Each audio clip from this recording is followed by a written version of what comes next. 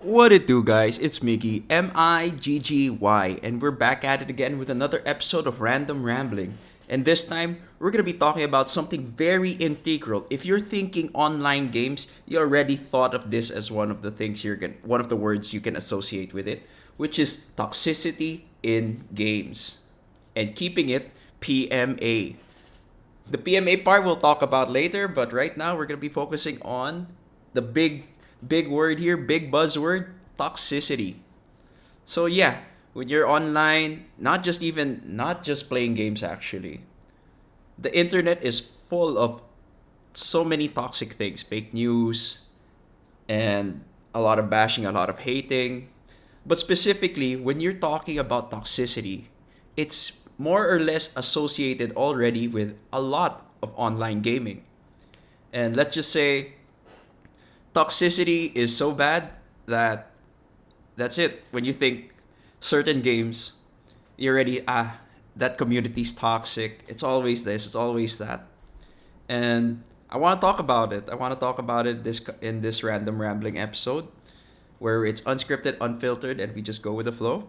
So we'll be taking this episode into two parts. We'll be talking about the toxic aspect of online gaming, and then how can we address it or how can we deal with it? And that's where PMA comes in, the positive mental attitude. So with that being said, I want to show you guys this picture. And if you guys are not listening, if you guys are not watching it on YouTube and you're just listening to it, in front of you is the top 10 most toxic video games by ChatGPT, which was posted 2024. And you could see it's League of Legends, Counter-Strike, Call of Duty, Dota 2, Overwatch 2, Valorant, Fortnite, Rainbow Six Siege, FIFA 2024, and Apex Legend. And you're thinking to yourself, what is the commonality of all these games? Yes, some of them may be single-player games, but the toxicity comes when other people suddenly join in. Because there is a multiplayer aspect to all of these games. League of Legends, Call of Duty, Dota, Counter-Strike. Yeah, you play your game, but you're always teamed up. If you're not playing with friends, and even then, when you're playing with friends, you still face up against toxic players. And I, for one, since I am both in the gaming and the eSports scene, I don't mind a bit of friendly trash talk, banter here and there. But it gets to a point online where it's just not doing anyone any good. You have teammates flaming teammates, you have opponents flaming opponents, but the whole thing is just really messy because one of the reasons why we don't get taken seriously is because of the toxicity. It seems to the older generation or to people who aren't familiar with the scene, it just sounds like or looks like petty squabbles. And when that's the case, how can you be? It just boils us down, or it just makes us look like they're just a bunch of angry gamers instead of professional esports athletes. And let's just say a lot of these things boil down to the human aspect of gaming, and the toxicity comes from that very thing, being human. Toxicity or trash talking begins when, let's say, a certain player doesn't play their role as expected. So let's take MOBAs for example. If your carry or the one who's supposed to be your win condition doesn't carry, you end up flaming the person. You end up trash talking the person.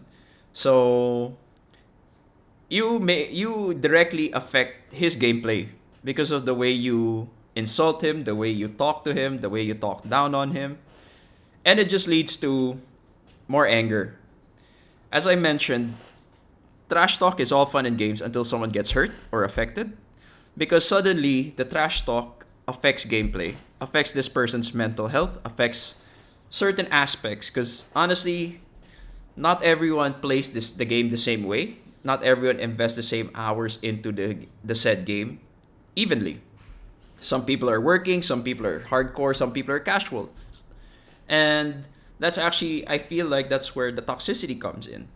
Because not everyone understands the game similarly. So what do I mean by that? It just means that because there's a skill discrepancy, certain things are not as understood or easily accessible because of match time, game time, how much hours invested into the game. And toxicity is so bad for this kind of scene because toxicity may eventually lead the game to die. What do I mean by that? Think, for example, when you hear League of Legends or Dota 2, you already immediately say, no, I don't want to try that game. I heard the community is very toxic.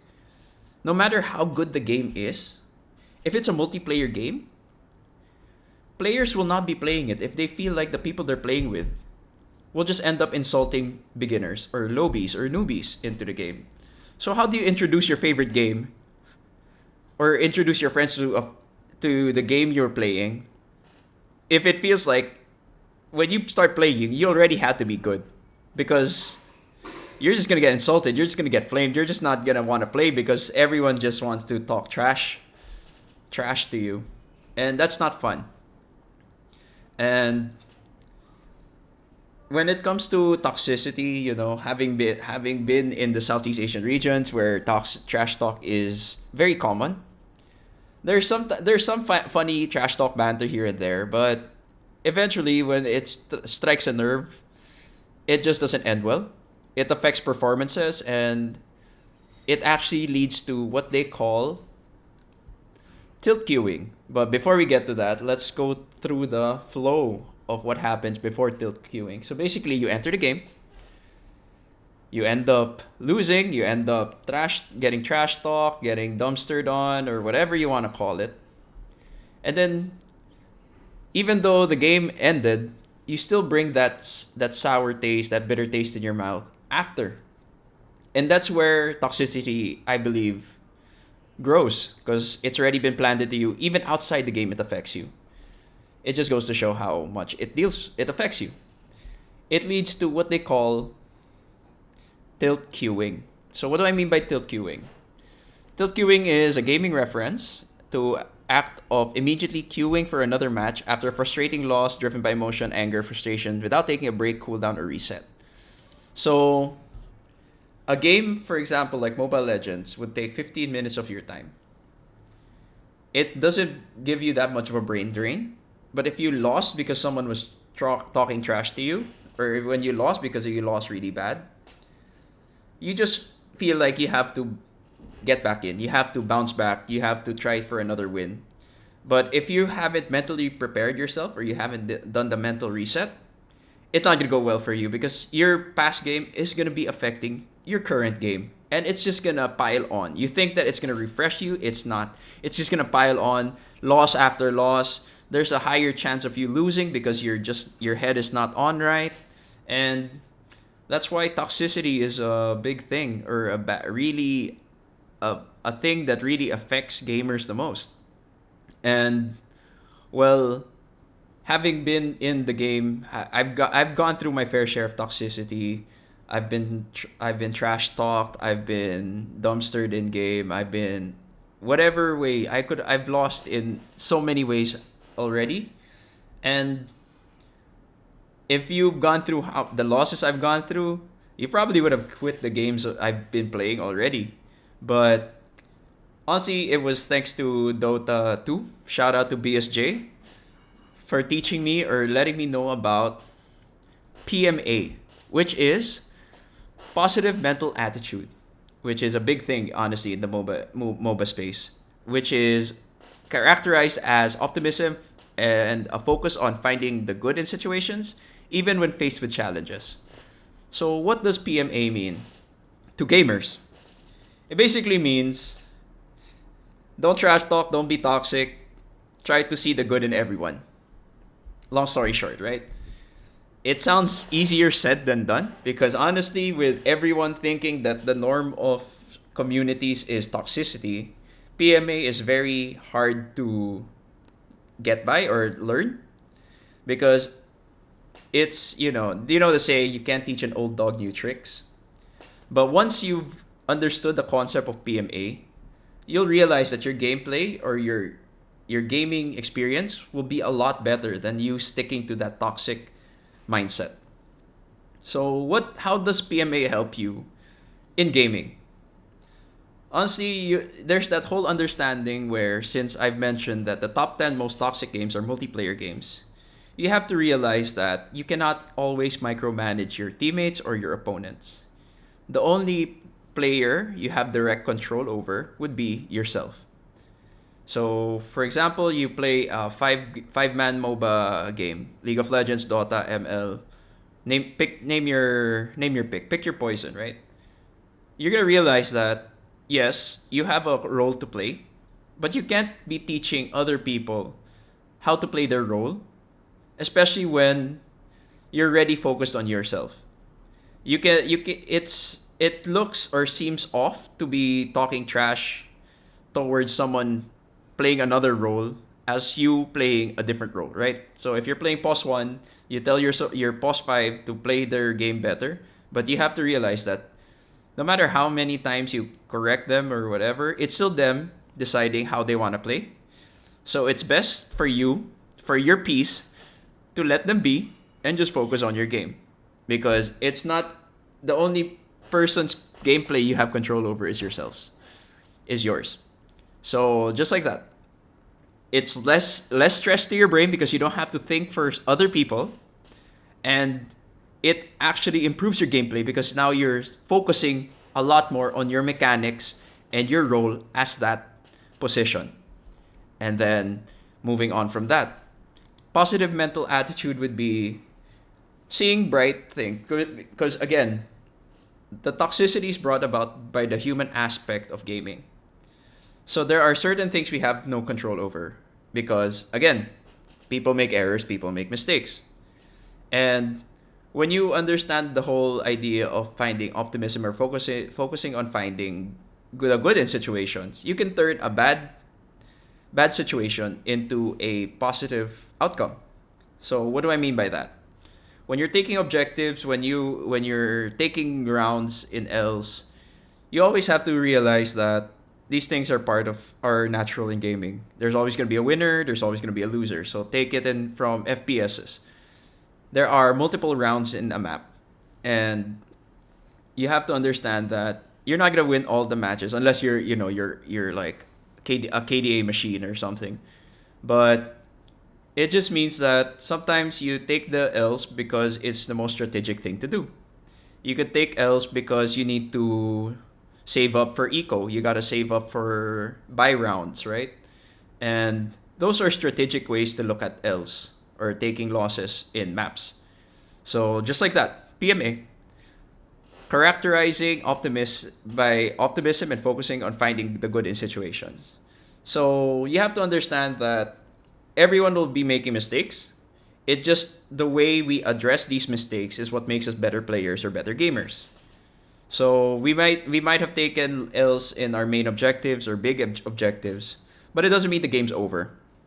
So instead of doubling down on the negatives, try to address the situation by looking for other ways to address it positively. So what can you do to win eventually? Because one objective doesn't end the game. One loss in a map doesn't end the game, unless it's the final point. But that's besides the point. You have to understand that there's always multiple outcomes because the future is not set in stone. And that's PMA in that sense, in finding the good in bad situations. And PMA is also outside the game.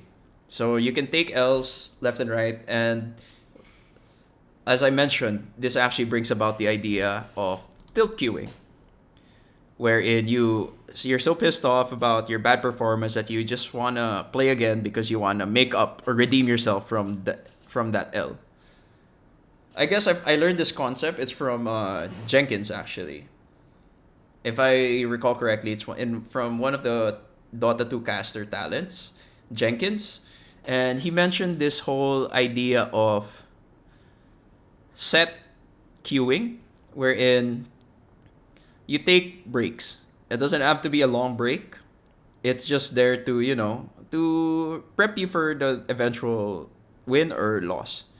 So what he does is he compartmentalizes his matches during his grinds or his rank grinds, wherein he plays 2 games.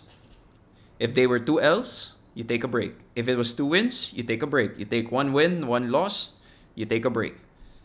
This is to program your brain into finding a way to reset itself a lot quicker, because whether you're winning or you're losing, in the positive times or in the negative times and the good times and the bad times, your brain always needs to reset, because whether you won, it might have been an 80-minute game, right? Or a 40-minute game, and that takes a toll on you. So even though you won, you're riding off of a high. It doesn't mean that you can perform the same way the following game immediately, because the time of the gameplay takes its toll on you, whether it's a win or a loss. It hurts more when it's a loss, of course, but because of that compartmentalizing queuing, it's actually helped me play games a lot longer. I'm not as stressed out as I used to be, unless of course you have like a grind game with friends. But when you're solo queuing, like how I prefer solo queuing, being able to take breaks in between my rank grind matches really helps me reset and figure out what I did wrong, what can I do better, and it overall improved my gameplay and improved my mental fortitude. And I guess that's why that's one way to train your PMA. Because if you end up with a really bad loss, there's a tendency you might take it out on your teammates the next game or your opponents the next games, and that's not fun. You're just birthing more toxicity, or bringing in more toxicity into the gaming community, right? So, yeah, I guess that's it for PMA. Wherein, again, toxicity in games is brought about by the human aspect of gaming, wherein we have to understand that we are people. People may make mistakes, people are emotional, but it shouldn't be what drives you to play. It shouldn't be your initial thought that, okay, I'm playing bad, I'm just going to make someone else feel bad. And that's why we have to keep it PMA. Having that, or learning about positive mental attitude, is what's going to keep us staying gaming for longer, because it won't make us want to quit the game. It makes us figure out other ways, or it gives us a way to respond to the toxicity in the games. And PMA is going to help your ranked games because, one, you're going to learn in-game skills, because you are able to assess and analyze more with a clear head. And it gives you those out-game skills, or outside IRL skills, because it teaches you that there are positive things to look at, whether the situation may look bleak, may look very negative, but there's always something to look forward to, because one game doesn't end on one loss or one mistake, and there's always a way to figure out or solve these issues. Again, this is Miggy, Miggy, telling you guys to keep it PMA in your games, and hope you guys get the dubskis.